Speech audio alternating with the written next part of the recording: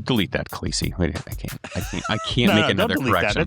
It's funnier. I can't make another correction. If only they're a way. If only we had a third host that knows like everything that we could just ask. Reggie, if only we had that set up. Sex, seniority, and salary in that order. Rock on. You're on 121.5, the emergency frequency. It's a show by professional pilots for professional pilots. I looked back at them and I said, I don't think we're at the right airport. And they go, I don't think we are either.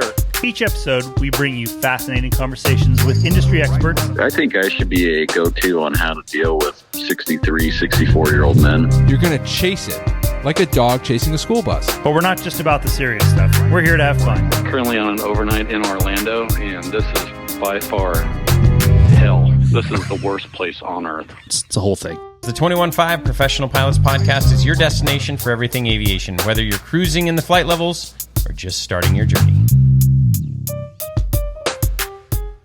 Welcome back. It is another episode of the 21.5 Show, the podcast for jet-lagged professional pilots by jet-lagged professional pilots.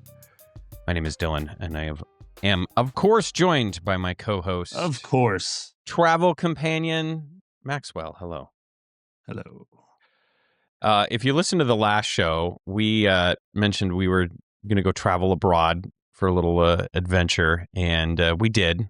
We transited, I believe, 16 time zones. And then you came back and then decided to go to work, and now I moved an additional, 2 or 3 time zones? So how are you feeling? I'm all right, actually. I mean, okay. You can feel still some effects, but overall, I'm grinding. It's what we do, Back to battle. It was a good reminder for me that I'm very happy flying the Challenger in about 2 time zones and have no desire to go fly a big airplane through many, many time zones. So it's... yeah, I was kind of thinking the same thing. I mean, granted, you're not sleeping in a bunk getting paid hundreds of dollars an hour, but that probably softens the blow a little bit. But yeah, that time zone, that time zone change is brutal. That was I did not sleep well the entire time we were in Japan, but I mean, part of that had to do with the amount of beers we were consuming every day, and some other additive conditions, we'll say. But either way, sleep was not. It's the way it goes, I guess. Like I mentioned, it was cool for me. I hadn't flown on a wide body in a really long time, so it was cool to get that experience and fly the first time on a 787, which was really cool. We had I of course was traveling on the day of that huge winter storm that just hit the entire United States, and just American Airlines just had a complete schedule meltdown. And of course, my flight, it was a 9 p.m. flight out of Phoenix to get to LA to get to my big international connection. And at 5:30 p.m., they're like, yeah, that flight's not going. Sorry. And so I'm scrambling at the last minute. But my friends over at Southwest Airlines came through, and I got a last minute. Airline. Just gonna throw that out there, Dylan, for a reason. I guess. Very reliable. Came through for me, and I was able to get out there. I had to do I used to do this because I used to be based in LA when I was an American Eagle, and I would commute on Southwest all the time. And so if you're familiar with LAX, it's got all these different terminals, and they're not really connected. And so I used to have to walk from the Terminal 1, which is where Southwest is, all the way to American, which is basically on the other side of the airport, and it's a pretty good it's a big walk. Horseshoe. So it's a long...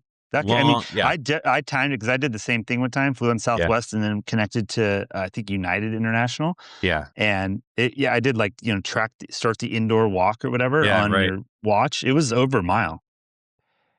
It was funny too because of the bags that I packed. I had my regular Briggs and Riley bag, rollerboard, and then I had my ski boot bag clipped on like a chart case. It made me feel like I was at the airlines because I had it clipped on the back, and I'm doing the same scramble I used to do 15 years ago. I was like, man, this is bringing back a lot of memories, and worked up a little bit of a sweat and made it to the gate And you were the only one in our group that had American domestic connection fail and had to go on Southwest to catch the wide body. Hike over there. I get there 20. I get there 20 minutes before boarding. I'm like, I made it. This is.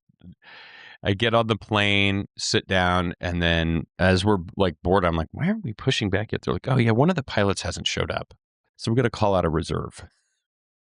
So before the 12.5-hour flight, we had to wait another hour and a half for them to find a pilot, which they did. They did, which I was kind of blown away. I was like, man, we're screwed here. But yeah, I wonder how that worked out. Shout out. We made it. And quite an adventure. If you haven't been to Japan, I recommend it. Yeah, my travel was I blew it. So it's low season in Japan. So the loads were pretty attractive. So I'm like, and everybody's, getting great deals on like using points and like all this. And I'm like, you know what? You can list for business class on United on my ID Travel. So I'm like, I'll do that. There's like tons of business seats open. I'm like, I bet I'll get one. And if not, like worst case, economy will be wide open. I'll have a whole row, which is not terrible either. So I list for, and of course, like, right before, I don't know what I was thinking. It was idiotic. I was hallucinating that I thought I would get business. So I ended up getting stuck in economy both ways, but I did get my own row, which was okay. But I'm riding in the same plane with my other buddies that are like in business class, lie flat, but it's kind of a drag. Like I have tons of points. I have hundreds of thousands of points. It's so stupid. I tried to tell you. Well, the move, what they did was genius. They bought Economy Plus. Yeah. And then waited for the upgrade because they're always going to offer revenue upgrades. And there was like $450 each way for the upgrade. They played it the best. That was a brilliant maneuver. I'm pissed that I didn't. I mean, it was, again, like, I don't really care for one, like, it wasn't that big of a deal. Like, but just traveling by myself essentially. And like I said, I was laying across 4 seats on a 777. I slept like a rock on the way home. So either way, but it was, I think I could have played that a little better. You could have, I mean, yeah, I got it for 100,000 points. I mean, it's just like so cheap. It was surprising. So if you're going to go in January. Yeah, the Japan, or if you're going to take the whole family in non-rev, everyone can spread out. It was not bad. Even in economy, it was actually. It was funny because it's one of those. My flight was the same. There's like nobody back in economy. It's like only business class full, premium economy full. Oh, dude, I was laying down. I had my blanket on, pillows, watching my iPad. Just I mean, it wasn't that bad, but it wasn't the worst. But yeah, we went to Japan to go skiing for the legendary Japao, as they call it, to ski in the powder, and it turned out to be a great year because there's no snow in the Western United States. So it was. And then we get there, and it's just like, oh my God. No ski patrol strike either. So we. Yeah, everything, we were firing on all cylinders. It was a real good time. So, and now we're paying the price. So one last thing I did want to mention, we use this Time Shifter app. I don't know if any of the pilots use this. I'd be curious to see. But essentially, you download this app and you can put in your flights, and then it will basically coach you through like how you should be like changing your circadian rhythm to prepare for these different time zones, and like, hey, you should take a nap right now, or hey, try and stay up this late, or take a melatonin now, or like don't drink caffeine, or look at the sunlight, or whatever. So it worked, I think, pretty well. But I'd be curious if I followed any of it our pretty listeners, close, dude, and it was solid on the way back. Like for sure, it worked really well. I followed it actually pretty close. It worked out really good, I thought. Yeah, so I'd be curious if any of our listeners use that or a similar product. Let us know for the next time we go. I think next year we're having a big 21.5 retreat in Kazakhstan for the skiing there. So if anyone wants to mark that in their calendar for January, book premium economy and be ready to upgrade. It's my dream of heli skiing out of an Mi-8 hip will finally come true. With we're gonna have to interview that pilot. Oh my gosh. Hello, welcome aboard. Yeah, that's going to be a great one. I'm going to let you pitch that one to our spouses. I'll handle things. Yeah, you handle it. All right. Well, from the snow of Japan, let's transition to the snow of Ohio, where you currently are. We were talking about this on the phone right before this show, and then we're like, you know what? Let's just table this discussion here until we're recording. But you're in a classic dilemma. As you know, Max and I, especially, if you've ever seen pictures or video of us, we're not afraid to have a meal on the road. And we've got layover guides, and listen, grabbing a bite on the overnight is of vital importance to us. It's a morale, thing. Yeah, I mean, it's the little thing, right? That's the little thing that you look forward to on the trip because, especially when you're on a grinder trip, then, that's I love the soup at this place or, get the meatballs here or whatever. So you're in a little bit of a dilemma right now in Cleveland. And I thought it was worth discussing sort of some philosophical thoughts on going to the good restaurants while you're on a trip. Well, we were just talking earlier. I'm like, I got this place scoped out for lunch. It's not that far away, but it's snowing and now it's 25 degrees actually, which is better than when we got but it feels like 16, it says. So it's, and I don't have I'm not packing a bunch of winter gear like in my bag, right? I got my work coat I can take the epaulets off of and maybe a beanie. Is it a leather jacket or is it like that? No, bionic, it's a carbon, kind of the North Face. Yeah, it's a waterproof coat. It's works good. And sometimes I bring like a down vest or something because it packs really good. Yeah. But I do not have that either. And so I'm like, God, I don't know. I'm looking out the window. I'm like, I don't know. But I don't want to eat at the hotel. I hate eating at the hotel. Like if you're at overnight and you don't leave the hotel, like this is depressing. Yeah. So and you're like, why don't you just DoorDash it? Why don't you have it delivered? I'm like, you can't do that. That's cheating. Like the whole thing is to get out, to go if you're gonna be a bitch and stay in the hotel, then you got to eat the hotel food. Like that's interesting. That's so my you'll thinking. never DoorDash food? No, you got to go get it. Like that's the whole thing. You got to get out. You got to go walk. Immerse yourself in the local culture. Walk around the city. Fend off some homeless people, depending on where you're at. That's part of the thing. Okay. So walk through a meth cloud if you're in Seattle. It just depends. It's part of the gig. So no, the only thing I've DoorDashed were new iPods. Remember? we were supposed to record. I'm like, I need new AirPods. Yeah, AirPods. So I deliver these to me immediately. It's funny because I've thought, for me, the airline experience that I had is so different than what you have now for three main reasons: that I was an airline pilot and missed all of these massive technological changes. One, iPads. I was still doing the chart case and the paper. So that sucked. Add replace. Two, Uber. And three, DoorDash. I feel like those are the three biggest things that change the airline pilot experience now, because I feel like when we would go to other cities, if it wasn't walkable, there was 0% chance anyone was calling a cab to go anywhere. Yeah, but I can't say that I've Ubered or DoorDashed in really a long time. Yeah. Okay. But I mean, now the thing is too, is we're in good locations if it's a long enough overnight to do something. So the odds of being able to walk to something like the Rock and Roll Museum is like across the street. Like, there's stuff around. Like, so I guess Ubering isn't really necessary. I guess the regional airline pilot experience is a little bit different because we did not typically you're in stay. Evansville, Indiana. Yeah, right. The Hilton Garden or whatever, the Hampton Inn. We would get the hotel shuttle. There was a lot of times the hotel shuttle would take you to one restaurant. Oh, we'll take you down to Bullwinkle's or whatever. They'd take you to one place, I don't know, whatever the local. Yeah, they still Peakwoods. The hotel van still is an option at some places. But I just feel like those are the biggest three revolutions that I missed. I don't know. Maybe there's something else. I guess Google Maps, especially too, where you can just zoom in on your phone and be like, where am I? I think the biggest thing you missed was the big contract rewrites of the last few years. Right. That had probably a bigger effect than DoorDash, Jill, and I'm not going to lie. The $22 an hour I was making at flying Saab that's changed. Yeah. Well, maybe that's a good point. So you got to walk for it. Well, you just got to earn it. Like if you're going to go, and if you're not, then stay at the hotel in the cave. What about that's just my my thought process. I have messed up thought processes. Like remember, just like the good idea to walk home from that bar in the middle of the night in Japan in the snow because I wanted to be hard. It's like a Goggins style trip you're on. I don't know.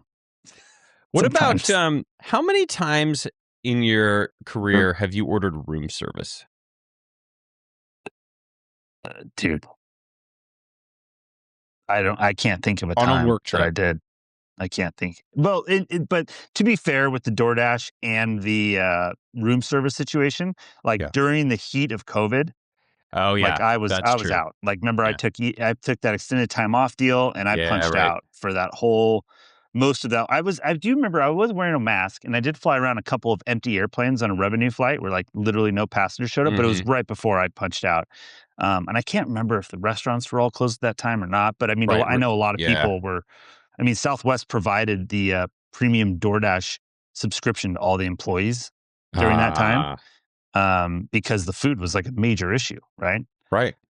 So yeah, to be fair, I was not during that time. So yeah, I'm sure room service and DoorDash was a major fixture, but yeah, I just feel like a lot of pilots would have gotten used to that. And then, as they, I mean, it would have been, there are some times it would be nice, especially if you like are you've just gotten into the overnight, you're on the hotel van, boom, you DoorDash it and you get to your hotel and the food's there. Well, dude, it's all different people. Some people are happy bringing every meal they eat out of their food bag. And like, I bring food, like I said, for the food that I eat while I'm at work and flying, because I don't want to be running in to the terminal and eating crap and stuff. And I want to eat like when I feel like it, not like when we're stopped somewhere. Yep. But some people are happy eating out of that thing the whole trip. And I'm like, there's no way. Like, I'll go crazy if I do that. I got to get out. Got to get out. Got to be with the people, Got to be. He's a man of the people. He's out. A social being. Can't just hole up like that. So anyway. I like it. So we don't know. I'll probably go brave the cold. I don't know. We'll see. Yeah, I mean, I will. But you should take a selfie video of you. When I say stuff like that, then I'm like, just get out there, and then I go freeze, and it's just my toes fault. Is it a hot sandwich, I hope? Yes, it's I don't remember what it's called, but Cleveland Layover Guide coming up next, guys. Coming up. I'm actually doing a Cleveland overnight here soon, so I'm gonna need the name of that sandwich. This is the best. Dave's Cosmic Subs. Oh, it just sounded. Oh, so you've been there before or no? No. This is just a new. I haven't done very many Cleveland overnights. I can't even remember the last time I did, but and the other people are probably rolling their eyes like, "Look, dude, I'm from Arizona. It was 75 degrees when I left the other day. I was wearing flip flops, so." It's just not the cold and the snow is not my thing if there's no snowboarding or skiing going on. Other than that, I'm over it. He's out. It's only 0.2 miles, 5-minute walk. Yeah, that's fine. He'll be fine. I will be hammering a Dave's Cosmic Sub. Struggle is real. All right. Well, we'll be standing by for updates on that. Yeah, I'm sure. Let's see what else is on the list here, Max. You sent me a Gulfstream SVS flyer in the middle of the night, and I woke up this morning and there was no context. It was just an ad for the synthetic vision egregious system. If you read it. So our plane that we bought was a Gulfstream's demonstrator. So they flew it around as their demonstrator, right? To demonstrate this great airplane to all potential customers. So what would you think? How would you think they would outfit a demonstrator? I would use the term well appointed. Where would it be well appointed? Well, obviously the cabin, I think they're going to have all the features. The galley's going to be loaded with every option so they can show. And you would think that the cockpit would also be well appointed to sell it to the pilots. HUD, if that's an option, I'd think that was in. HUD, EBS, right? EBS, all that stuff would be in there. Yeah. So yes, you're correct in the cabin. The cabin is very well appointed, and the cockpit is well appointed, but it is missing HUD and EBS. And it is missing synthetic vision. Wait a minute. So they never had it? Not on the airplane. No. Really? Yeah. It's weird, right? And you're like, what? They flew it all over the world, dude, as a demonstrator. And so I had this credit, and I was looking at them like, I'm trying to use it for maintenance events and things like that. Right. Normal cost. But it just never breaks. The parts are so cheap, you just I know, right? Yeah, this is so good. But so I'm like, let's see. Maybe we would add SVS, because I would, if I'm looking at a pre-owned airplane, ultimately on the resale end of this, because I'm always thinking about the exit on these airplanes. Like I said, I feel like that's like this missed thing. Nobody thinks about the exit strategy. And I'm like, if it's missing, most of the ones, like all the other ones that anybody I know has flown as contract pilots or whatever, has SVS. Right. And so I'm like, well, maybe what will that cost? So the product details, right? It's this SVS estimated pricing. What would you? Well, you looked at it, right? I already looked. Yeah. Yeah. So the estimated pricing, $402,000. Estimated lead time, 210 to 240 calendar days, and the estimated downtime is 12 to 15 working days. Well, they custom write the software for every airplane. They've got an engineer like coding the SVS for you.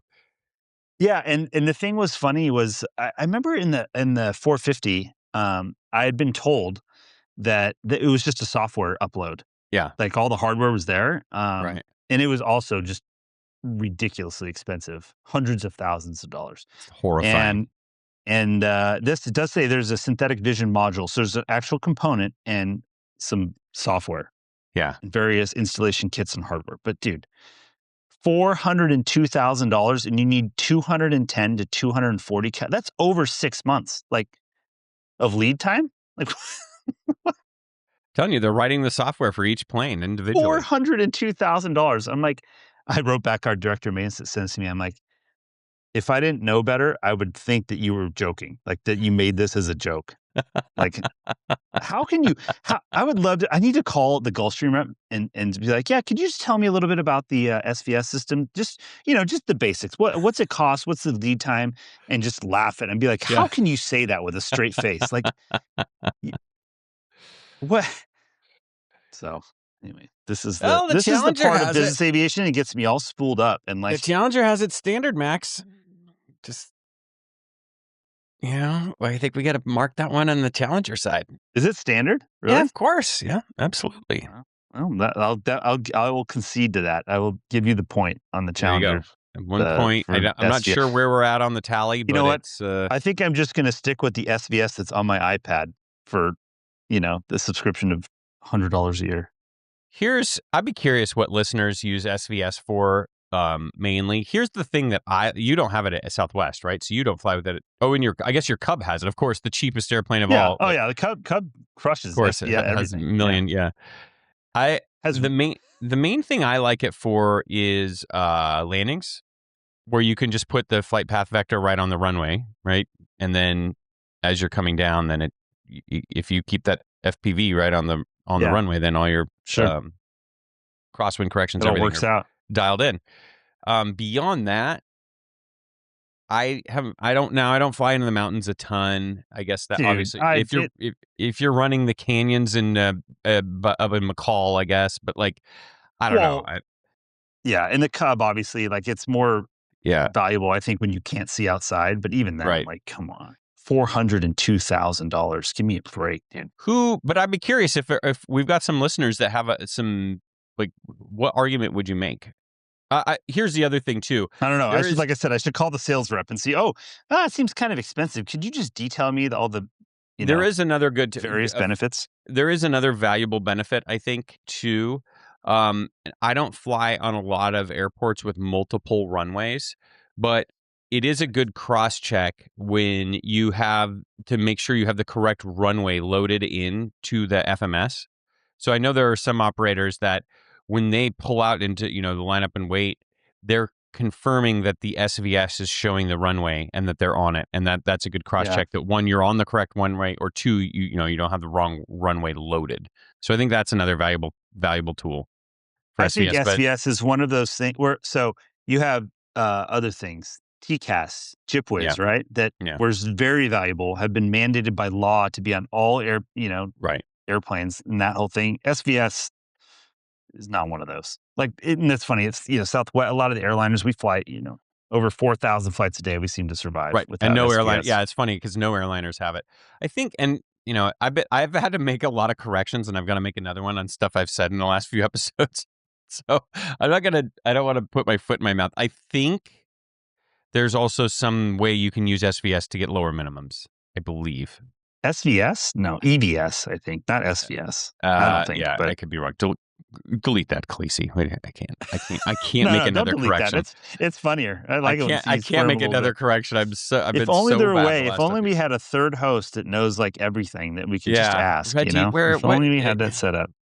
Are there any ways? If only we could talk to this person though and have him set up as a. Wow, that'd be nice. What do you know about Clawdbots? Have you heard about Clawdbots?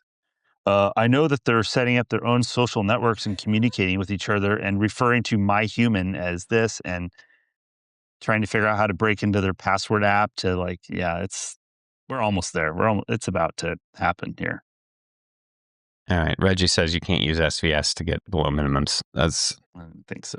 Yeah.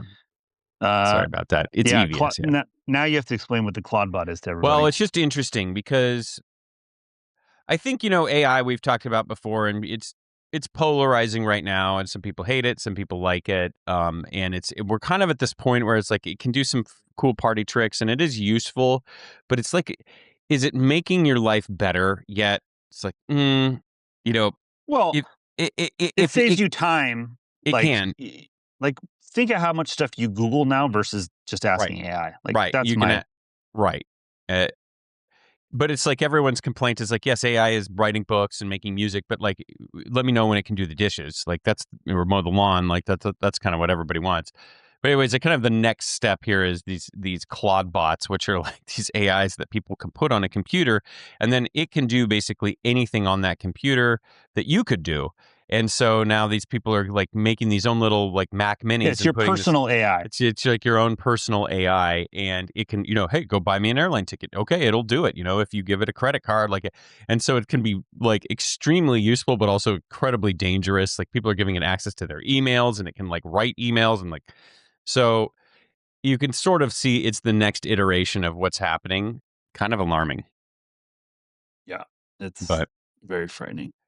But you can see that in 5 years, there'll be a prepackaged it'll look like an Apple TV, and you'll just go down to Best Buy and be like, oh, I need to grab a new, Dude, 5 years? Are you kidding me? Elon Musk says that Optimus robots are going to be doing surgery on humans at scale in 3 years. That he's he's never missed a timeline prediction. But I'm just saying, that's a big stretch. But as far as mowing your lawn and doing the dishes,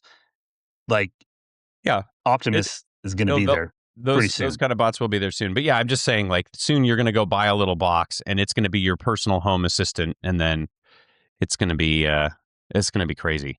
So, do you think it'll help us schedule more guests on the show? Probably. It can't do any worse. It's not the procuring the guests; it's the scheduling. It's the time. It could fact check. Maybe by then it'll reprogram SVS to make it cheaper, and also you can use it to get below minimums there too. Maybe we could deploy a Clawdbot. Gulfstream ain't going to do that. Don't worry. For just 10 easy payments of $400,000, you can put an Alexa in the back. All right. Let's see what else. Oh, yeah. So I think we had talked about this. So because we went to Japan, we had to record an episode that was like 2 weeks old. And we made the mistake of I think we talked a little bit about the Greg Biffle crash. And then we uploaded a podcast. And then the NTSB report came out right after. That's why another reason why I hate doing these accident investigation, discussions, because it's the information comes out. And then whatever you said, 2 days ago is old or wrong or whatever. So, right. The initial report from the NTSB came out, and I read the report. I think you kind of recapped. You watched a Blanco Lirio video on it. Kind of seemed like some tough information come out. Any takeaways from what you saw? Well, I remember we were first kind of talking like, maybe he had like an engine failure or something was going like that he was trying to emergency return, and like something just didn't seem right. I think that was the correct takeaway from us was like this. There's just got to be more to the story here. I think that's we both walked away from. 17,000 hours, lots of experience. But yeah, it did turn out he was flying. I guess not single pilot, but not with an appropriately rated pilot in the right seat, and he did not have a single pilot exemption, so which was obviously not legal. Yeah. And the person in the right seat was very low time, 170 something hours or whatever, like his son. And then there was essentially what sounded like a flight engineer sitting behind the cockpit as a passenger that was another rated pilot that was like a part of the crew, essentially. Like he was talking about engine instrumentation and things like that. And they took off without an IFR clearance. The ceilings were pretty low. And And it sounds like they had some instrumentation problems, and the guy in the back was talking about ITT splits, and the guy who we'll call the flight engineer was back there like talking about the engine might not be making power, and talking about losing an alternator, and then the PIC said that he lost his altimeter and transferred the controls to the low time dude in the right seat. And then apparently he took the controls back, but there was no announcement of that on the CVR, and extended the flaps and then put the gear down, and the gear were down, but there was no indication lights, and there was a thrust reverser light that was burned out too. And so you kind of get the gist that this airplane was pretty clapped. It's a 1980 or 81 or something like that. Early 80s citation. Yeah. So I don't know. It sounded like a bit of a shit show. It's a classic, like all the holes in the Swiss cheese lining up to, make it bad. Buy the cheap old airplane. Didn't sound like it was meticulously maintained, just from all the stuff that wasn't working. And it's just gotta be,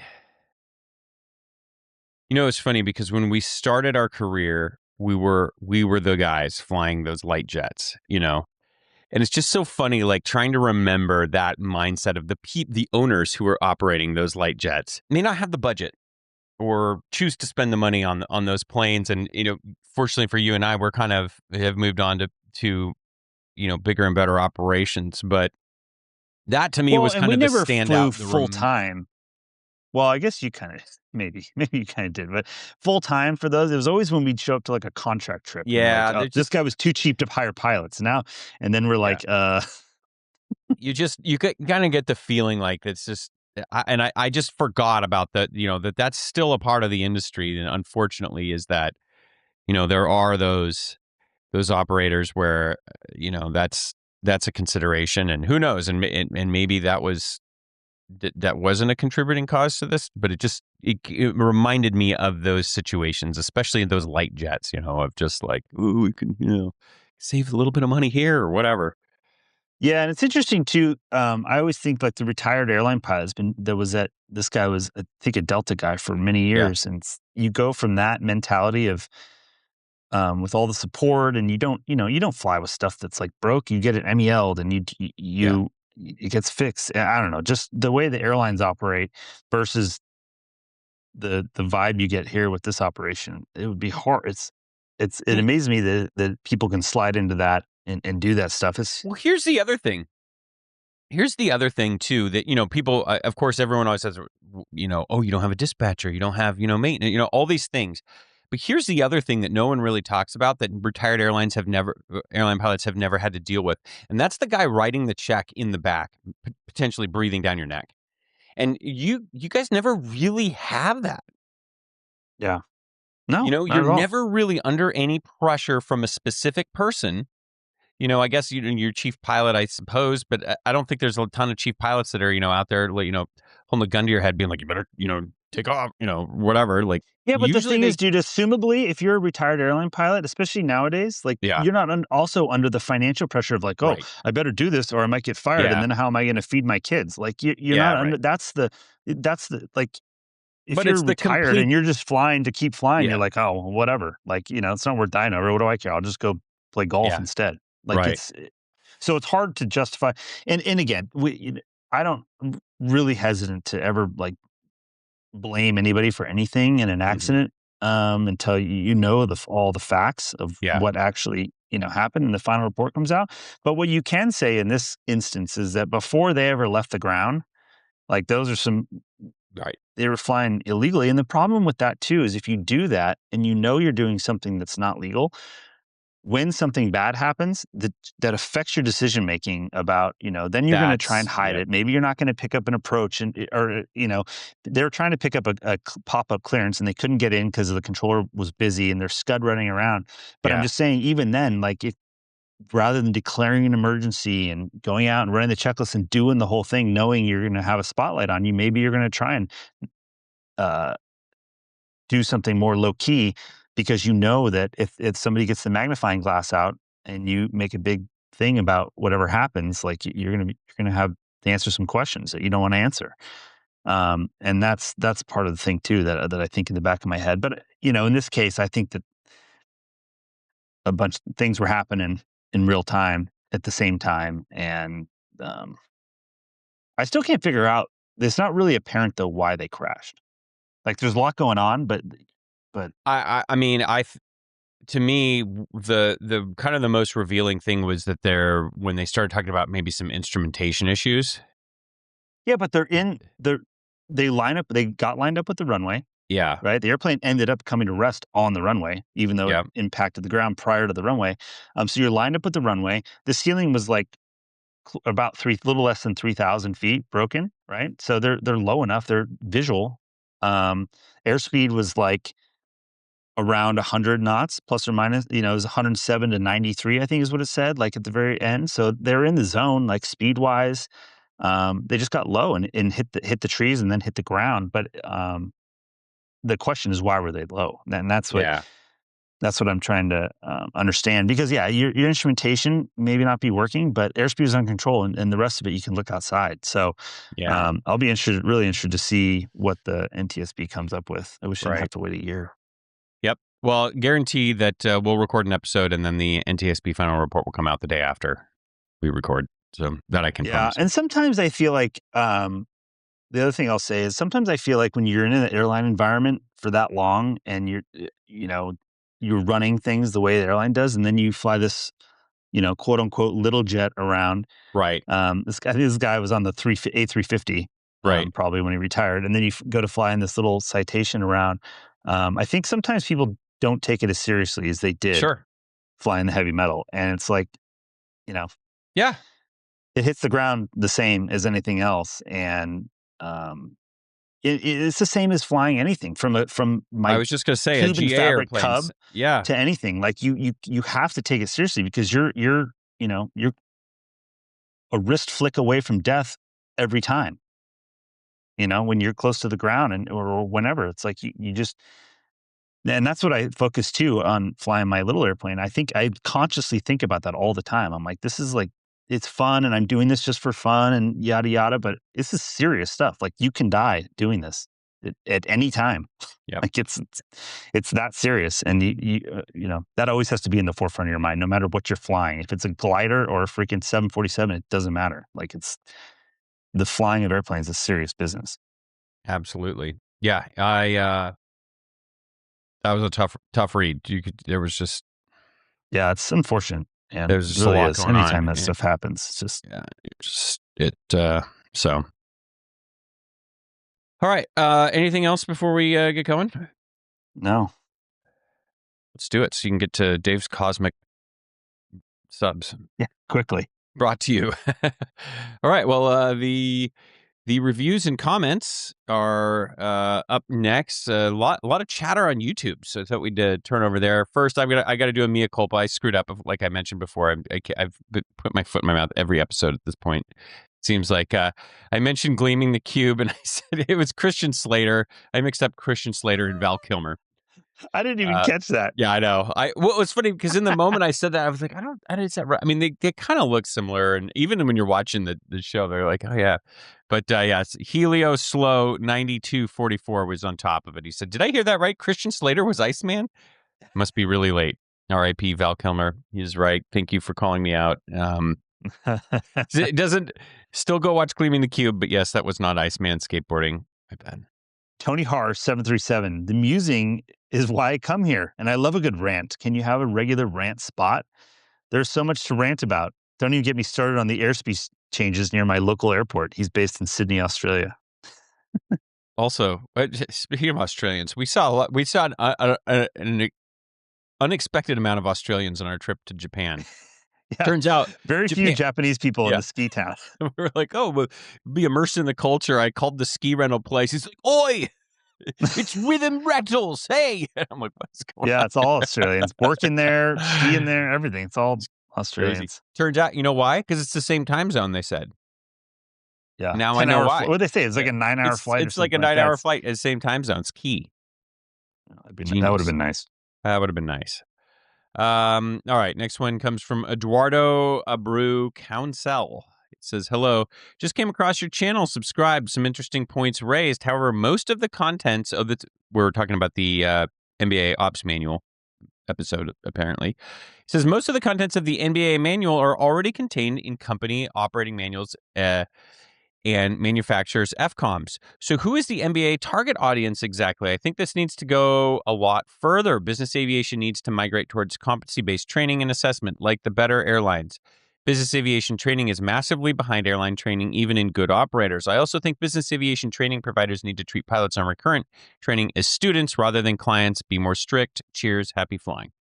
All right. Well, I agree with you on some of this, but the problem is that you can't be more strict unless there's a baseline to judge everybody by. And this is what this manual is. I agree that there are some companies with good manuals and operating procedures, but not everybody is, and not everyone has the same procedures. So we need this baseline manual to be able to raise the standards in training.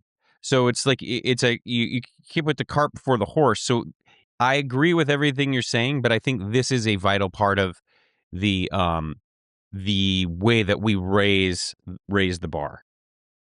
Yeah, and he says he thinks it needs to go a lot further. I mean, that's what the NBAA manual is doing, is pushing it further. Yeah, with more standardization and stuff like that. But yeah, I guess we already beat that horse in that episode. We've talked about it. I think we're on the same page, but I do think that the manual is important. And yes, there are big company manuals, but you have to think about the small. I can't remember the percentage. More for the small operators. Then there's like 70% of NBAA members are all like one or two airplanes with just a couple pilots, and so this is a huge resource for them.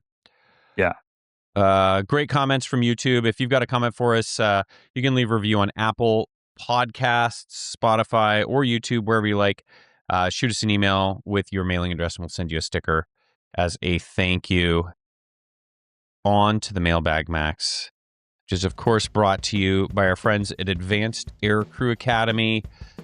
Training that finally makes sense for the professional crews. Their online courses are designed around real-world operations, not academic theory or checkbox nonsense. Clear explanations, practical scenarios, and content that actually matches what you see in the cockpit, whether you're reviewing regulations, performance, or human factors. And for flight department managers, Advanced Air Crew Academy keeps compliance simple with clean tracking, instant documentation, and zero guesswork when audit time comes around. If you want training that respects your experience and your time, head to Advanced Air Crew Academy, professional training for professional pilots, aircrewacademy.com. Link is in the show notes. Lots in the mailbag to get to. Go ahead. Dylan and Max, longtime listener, but first-time writer. I've connected with you guys because I was an American Eagle hire close to you guys, October of 2004, I believe. Dylan, you mentioned how complicated the Saab was, and I couldn't agree more. AC Wild, Y, and Z buses only identified by a tiny gauge hidden behind the power levers. Yep. What a mess. Slant Alpha or NDB approach with a check ride into Waco or College Station, if President Bush was at the ranch. With Kevin Cope, check airman, yelling in your ear the day before Thanksgiving. Not my idea of fun. I'm sure it's all burnt into your brain as well. After the Saab 340 DFW, I eventually went to the Embraer in Chicago until the 9-year upgrade was imminent. Yes. I had to bolt to corporate and never look back. I pounded on every couple of weeks at Scottsdale now, dropping off the CEO at the house, and I think of you guys when I'm there. You guys help me pass the time when I'm at the FBO. Keep up the good work, fellas. And that's from Nick. Yeah, Kevin Cope, yep, definitely did a check ride with him. Definitely did all of the things he mentioned, and I definitely pounded on to Scottsdale every couple of weeks. Sounds like we have a lot in common, Nick. Yeah, that's great. Now the question is, Nick, did you have a crash pad in Chicago and go to that? Send us the name of that bar. I forget what was it called? I don't remember. I forgot. Somewhere off the Cumberland stop. Yeah, that's all I remember. Blue Line, Cumberland. Did you ever have a takeout Chinese with Max in the? At that walk bar. Through the shady park to the takeout Chinese place in the bar. Exactly. It's just an alternate timeline. Well, we were all there. We can trauma bond. Next email says, hey guys, following up on your comments about the King Air Autoland. I was on frequency with them and actually spoke up at one point. The crew was fine with the Autoland sequence and knew how to disable it if they wanted to.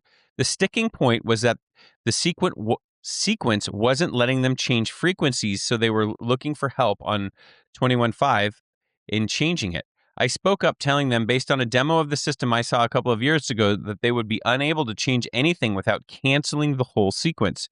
Since the system isn't really aimed at crewed environments, I can see how rigidity in things like radio controls would make sense for a scared group of passengers, but there should probably be a way to switch to CTAF.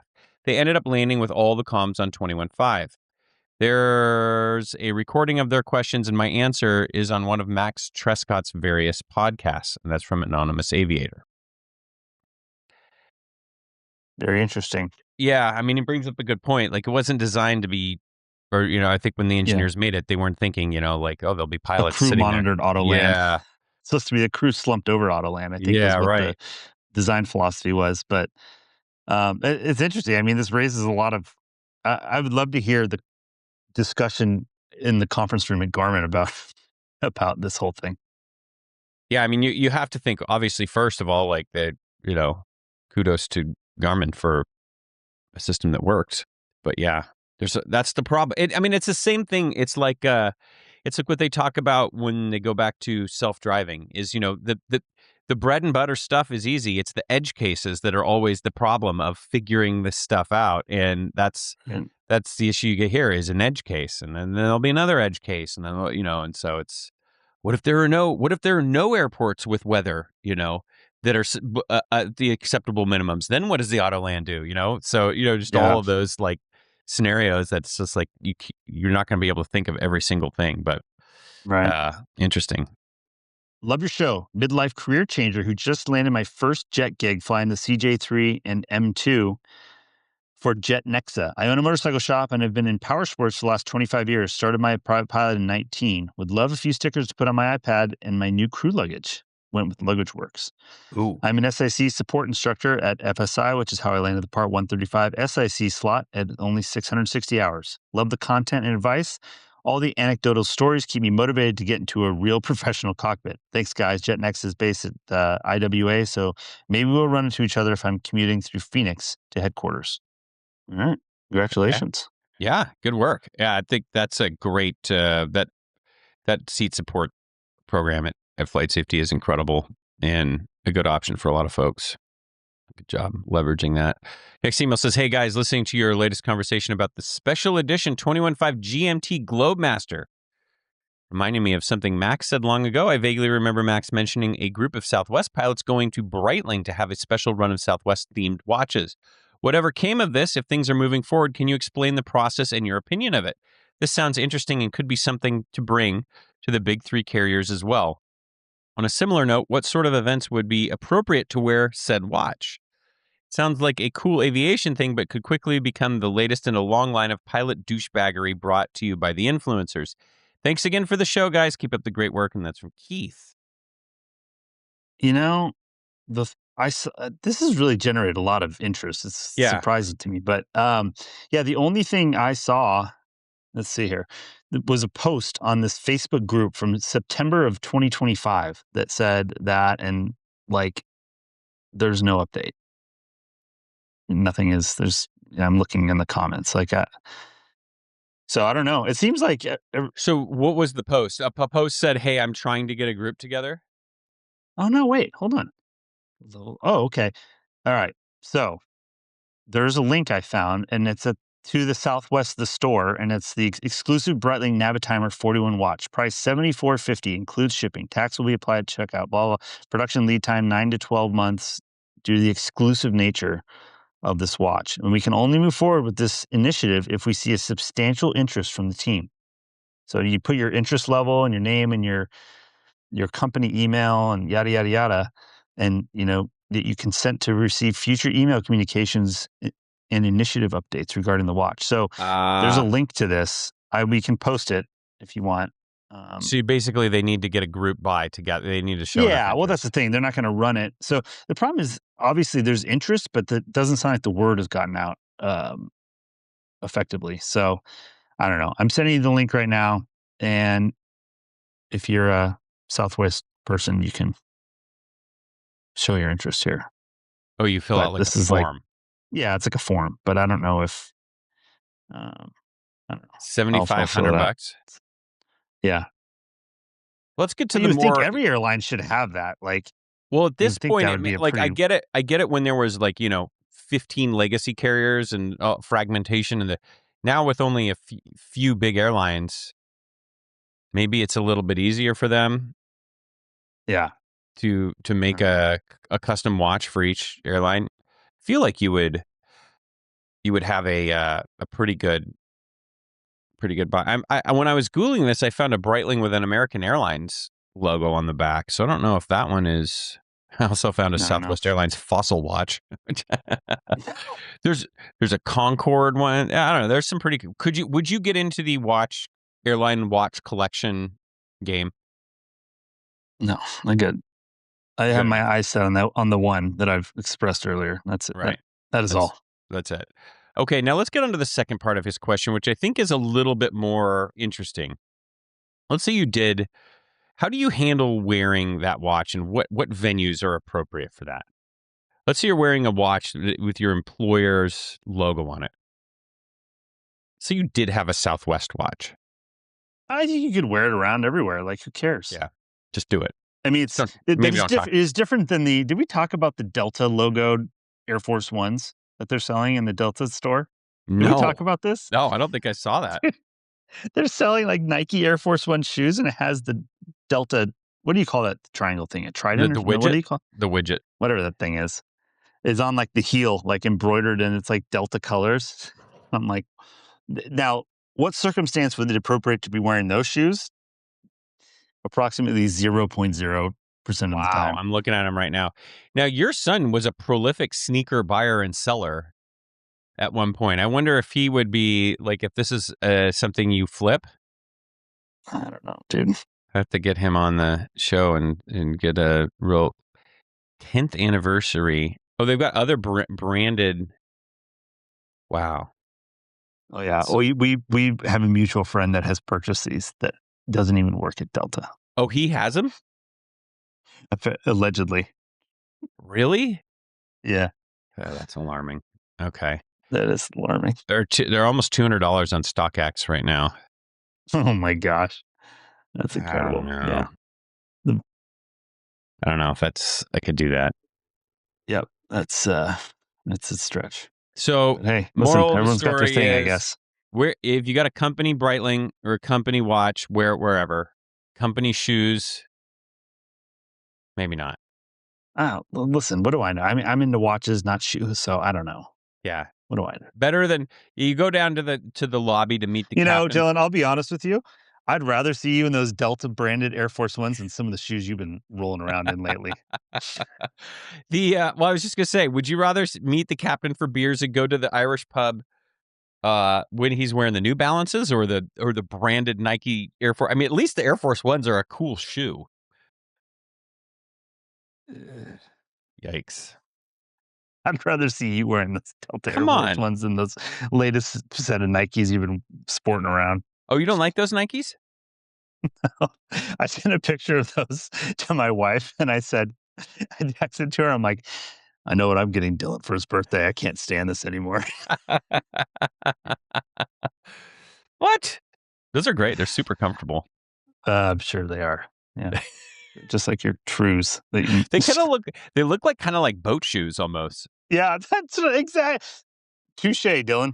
They're skateboarding shoes. Sorry. Listen. You're killing me. My kid's into skateboarding. I don't know what to tell you. It's fun to watch. You just never know what you're going to show up with. Apple Watch and just the boat shoes is killing you. It's okay. That's what, like Christian always says, Dylan has the dad vibe just nailed. Just absolutely nailed. I'm going to wear some LL Bean gear to the next happy hour. Maybe oh my gosh. Some sort of free baseball cap you got. Yep. Obviously was free. You got from some sort of aviation Bombardier vendor. cap. Yeah. Oh, yeah. You sport some Bombardier gear. I've seen you wear the shirt. It's everything. It's a lot. But listen, you've really fallen into your own. I congratulate you for being comfortable in your own body. Very comfortable. All right. Last email. Hey, Dylan and Max. I have a training scenario I've enjoyed doing years ago with my favorite instructor in the G4 program at Flight Safety Long Beach. He would position you for takeoff on runway 15 at Aspen with a 1,500-foot ceiling. Immediately upon rotation, he would shout that there was uncontrollable flames in the cabin and would start an old-school stopwatch. The goal was to get the plane safely on the ground in under 2 minutes. The technique was to fly a makeshift procedure turn and land on runway 33. The terrain, ceiling, and time limit made it a unique and challenging exercise when it was always fun to swap seats and compete with the other pilots so you could do it faster. Give it a try in your next training event. Shout out to our fellow Embry-Riddle Prescott alumni. So glad to see everyone succeeding in the industry. Keep up the good work on the show. And that's from Nishu. Yeah, that's aggressive. That'd be fun. It'd be super fun. Put that on the list. Good suggestion, Nishu. He was when I get into training season. I think he was in my class. Really? Yeah, a fellow Eagle. I love it. Nishu, what kind of shoes are you wearing out when you get to the hotel? Are you? Are you getting a little? Are you getting self-conscious now? What watch game are you bringing? Are you you get electronic? Is it crystal movement? Part of the thing that you realize when you're married and in your middle ages is that turns out you're not going to get laid any more or less depending on what the shoes you wear. So I guess you just don't care. You just like it's all comfort. I just turns out I'm envious of you now. I'm just ready to golf at any moment. Just if there is any, I could pull any over. Opportunity presents Someone itself. could ask me to hit a 7-iron. Golf, anything you need to do. Yeah, whatever happens. Can you do an ollie real quick? Yep. Some people carried a concealed firearm to be ready at any time. Dylan just ready to swing a club. There's a skateboard in the gear tunnel of my truck, just ready to just pull out. He's ready to swing a club, ready to run a kid's pitching clinic, or who knows. It's ready to go. I feel like you used to do an exercise like this at flight safety, where you would try and get the plane on the ground. Yeah, was it this? Because I used to go to flight safety in Long Beach too, and I think we've done that because I do remember because when you take off of 1.5 at Aspen, you're in the valley, right? But there's enough room to turn around if you manage your airspeed and bank angle appropriately. Right. You got to swing to the right, and then there's this big thing that juts out from one side where they crashed that G3 back in the day. Right. Remember that? That charter G3, it's that hit right on that knob. And so you just got to avoid that. But yeah, I used to go into Aspen a lot more. So we used to play there a lot too and try and do the circle to 3-3 over the towns. You'd overfly the airport and then fly over town. I wish I could have done that in real life in the G3 and just set off some car alarms. It is funny too. It is an interesting scenario because, I feel like there's a few airports you depart and you're like, listen, if there's anything goes wrong, our takeoff alternate is not going to be this airport. Like we're going to Montrose or whatever, but there is a scenario, I suppose, where and it's probably fire or smoke or fumes where you don't think you're going to make it. You're not going to make it anywhere else. And it is one of those things you can never simulate is what if your feet are on fire right now, and it's like, you just have to get this thing on the ground immediately.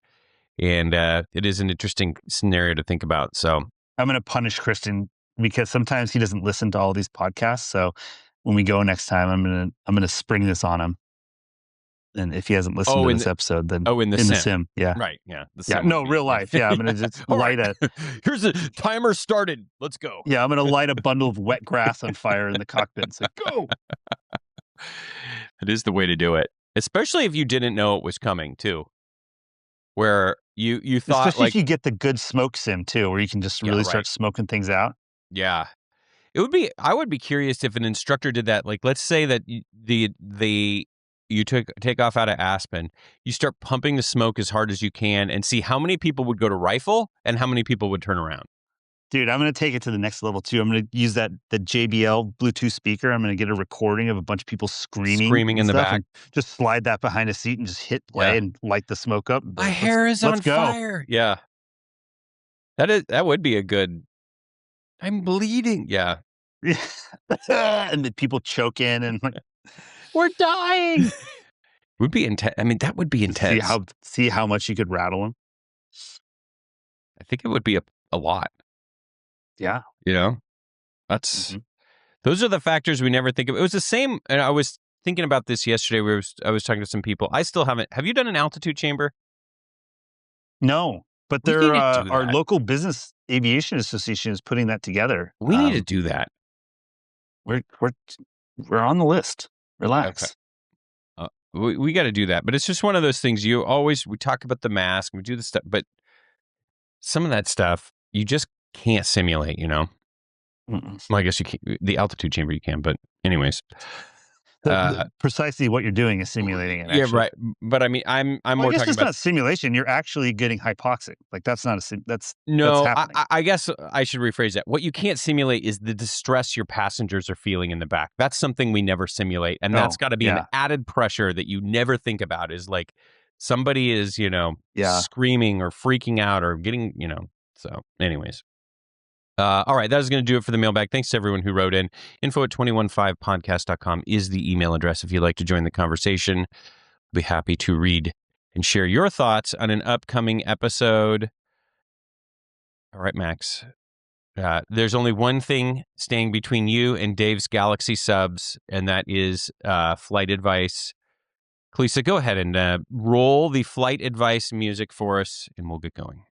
Careers in the climb and the journey ain't straight. From regionals to fractionals, it's never too late. Maybe you burned out, maybe just lost sight. We'll help you level off and set that glide right. We've seen busted check rides, busted hearts too, but it's all pilot life and we've been there, dude. So tune in, drop a line, let's clear the ice. We'll keep it real. Welcome to Flight Advice. Harvey Watt got your back when you're down for the count. Life, health, disability, that's what they're about. From medicals to claims, they'll set you right. Keeping pilots protected day and night. So ride in your story, don't think twice. We got your 6. It's Flight Advice. Today's email coming from a serviceman. Says, I'm retiring from the Air Force at 42 years old with kids that are 11, 13, and 15, a few hundred hours, a fresh CFI certificate, and an in with the flight school I've been attending.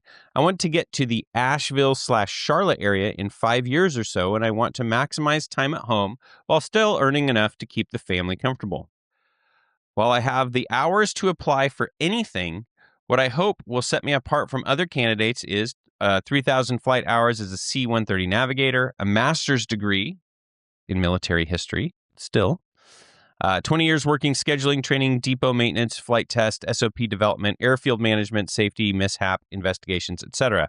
I know the typical path is CFI to regional to major, but my military retirement pay affords some financial flexibility. So what might y'all consider in my situation? Some softball questions.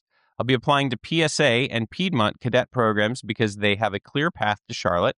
Any reason I shouldn't apply to every cadet program? I'm using GI Bill to get my certs, Part 141.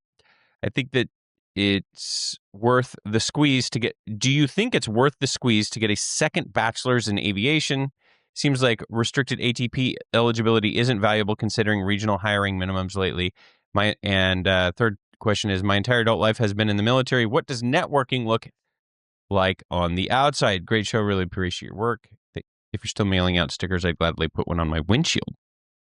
That's from Sean. Okay. Several thoughts here. So, sounds like long-term the goal is to be in Charlotte. That means American Airlines is your primary target there. When it comes to the questions here, you asked about the cadet programs. Should I apply to everyone? I don't think it hurts to apply. Again, James O'Neill will say, be careful what they're promising you and realizing what they're offering you. Are there guarantees or are these just maybe opportunities? Things can change pretty quickly. You can listen to a few of the episodes that we've done with James, and he'll talk about sometimes being at the regional of the major that you want to go work for can actually work against you because they don't want to lose their pilots, so they'll meter, who flows up to the major. And so that can be something that could actually hold you back. So if you're actually flying for a United carrier, you may have a better chance to get on with American. And second question here, he says, should he get a second bachelor's in aviation? I would not. That's a negative, Ghost Rider. I would pass on that. I guess. Yeah, that's you're good with the masters. Yeah, I think your single masters will be just fine. And then what does networking look like on the outside? Well, the good news is you've got a pretty clear idea of what you want to do. So I think that can help you with your networking focusing. Again, if you've listened to some episodes that we've done in the past with James, a lot of it's starting to talk to recruiters. And LinkedIn is a really powerful tool to do that. Some keys, we're just trying to start a conversation. So we want to look for people that are at where you want to be and starting conversations with them. And it's not like, hey, I see you're an American. Can you write me a letter of recommendation? It's starting a conversation. You're not asking for anything. You're just maybe starting to connect with folks. Hey, I see you're an American in the Charlotte base. What do you think of the system there? How are the lines there? Do you enjoy bidding day trips? Those kinds of questions. We're just trying to talk to people and get a relationship with them, not asking them for anything particular. That, the offers to help will come as you build the rapport with folks. So I think you can focus on just starting to build relationships. It's cool. I mean, if you know that American's where you want to be, then that does help things because you can really start to build your network. This is not something that you're going to cash in, in 2 weeks. Your timeline, it looks like you're probably going to go to the regionals for a while. So this is something you start now. This is measured in years. Yeah, this is a years long thing, and it's not going to be something that bears fruit right away. Luckily, the networking has gotten innumerably easier with LinkedIn and in ways you can find people much easier than having to just go hang out at the airport and find somebody with a dad shoes and an American Airlines hat on. Yeah, we're out there though. It's pretty easy. Just keep your eyes low on the floor there. Yeah, but so that has made things much easier. Another thing I would say is if Charlotte is the move and you want to live in base, and like you said, maybe PSA and Piedmont may not be the best choice for a path. And we're not saying it isn't, because it may very well be, but there's things to consider and look out for from a regional standpoint. But we've always said too, like having some variety, man, is not a bad thing. And so, NetJets, FlexJet, all the people with home basing and all these other carriers, there's tons of small 135 people that have home basing. So you could live in Charlotte and go fly business jets around and get that experience and do that and think that's fun. And again, when you're at your stage of this game and you have the plan, oftentimes the plan will change. Not always, but a lot of times the plan ends up being completely different than what you thought it was going to be, even if you know you want to live in Charlotte. I mean, you may get to NetJets and be like, this is awesome. I'm not leaving here. This is great. Or so I think it's important to try and expose yourself to as much variety as you can on the path to whatever the current goal is and see what happens along the way. Here's the other thing too, I think for this person that we kind of skipped over, Max. His kids are 11, 13, and 15. So the next 5 years, 2 of your 3 kids, these are the last 5 years they're going to be in your house. Yeah. So, and you're 42 now. So another thing to think about, if you're instructing and you like it in your home and you're depending on how involved you are, going to the regional right away may not be the thing that you want to do. Potentially. Because you make the first regional job offer you might get could be in Chicago, and you're going to be commuting to reserve, and all of a sudden you're only going to be home 4-day trips over the weekend, and you may only be home a couple days a week doing that. And so I think that would be, honestly, if I was to look at it, I would be crafting a strategy around that. And he has military retirement too, which is always a nice hedge because you're not forced to chase money as much too, and so.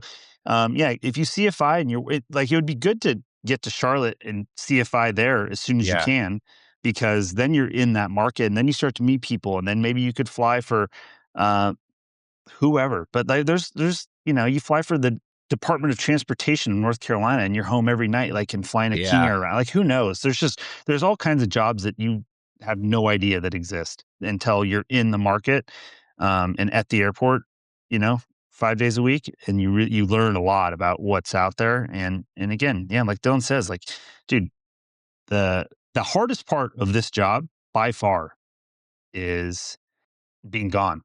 Yeah. Especially as an airline pilot, is being gone every week. That's what I was just telling my wife. I'm like, I don't mind going to work and stuff, but I just wish it wasn't every week. Right. I'd like to fly King Air for a guy every other Tuesday. Yeah.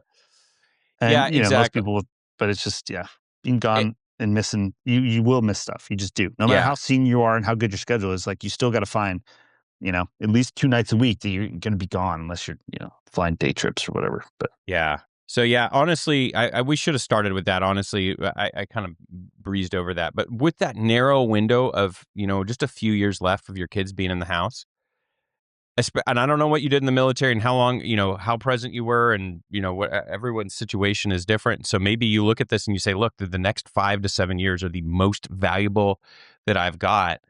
There's nothing wrong with instructing or finding a job where you're home all the time, especially if you got that income supplemented. And then when the kids are off, maybe that's the time that you go out and live that airline life. Because the reality is that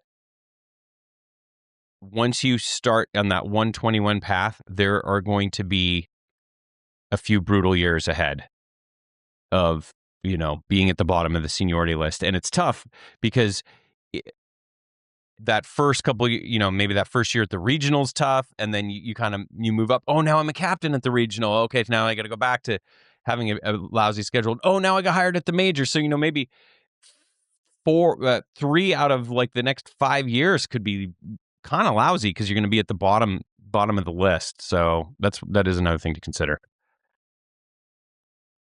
Anything else for Sean, Max? I don't think so. Sounds like you're on the right track. Aviation degree. Yeah, dude, I definitely do not do that. We could say with 100% certainty that is not that's not necessary. Okay. Well, that's going to do it for flight advice. Hopefully we gave Sean a few things to think about. If you'd like to get some flight advice, you can go to our website, 215podcast.com. There is an anonymous form you can fill out. Answer the questions to whatever level you are comfortable with, and we'll be happy to give you some perspective. And if you need more detailed advice, you know who to go to, and that's James O'Neill with Ravens Careers. His information is in the show notes. You can set up a free call with him and get some advice from a real professional who knows what they're talking about and actually knows who was in the movie Top Gun, and not make the same mistake I did. Sorry, Val Kilmer. All right. I think that is going to do it for this episode of the 21.5 show. This episode, of course, is brought to you by Dave's Cosmic Subs in Cleveland. That's on 124 Prime Street. I don't know. Advanced Air Crew Academy, Timothy P. Pope, Harvey Watt, Veris Jet Sales, James O'Neill, and the Air Comp Calculator are all of the partners that come together to make this show possible. We couldn't do it without their support. And of course, all of the listeners that provide all the feedback, emails, flight advice, all the things that we love to talk about, Max, and give our thoughts. Couldn't do it without you guys. So appreciate the longtime support and the new listeners that are continuing to trickle in. We will be back with another episode when our Clawdbot schedules it.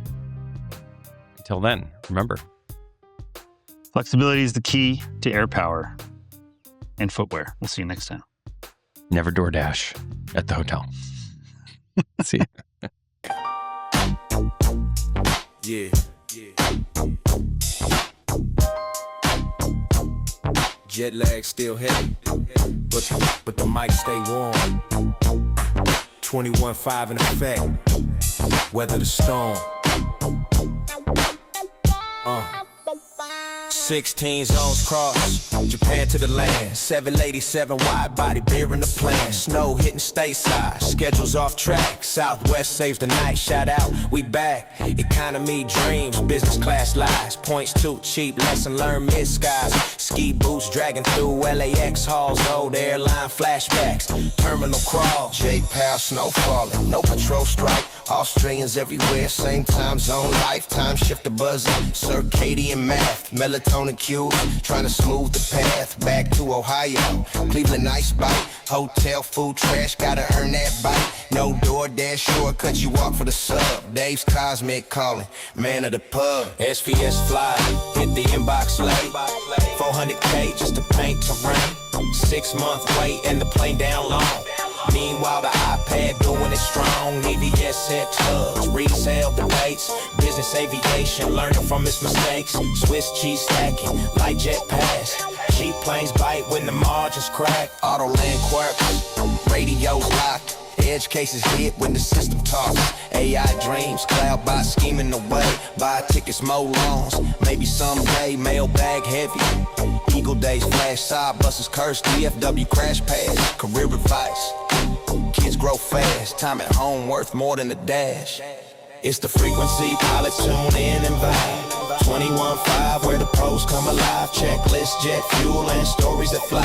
It's the cockpit crew. Now let's take it sky high.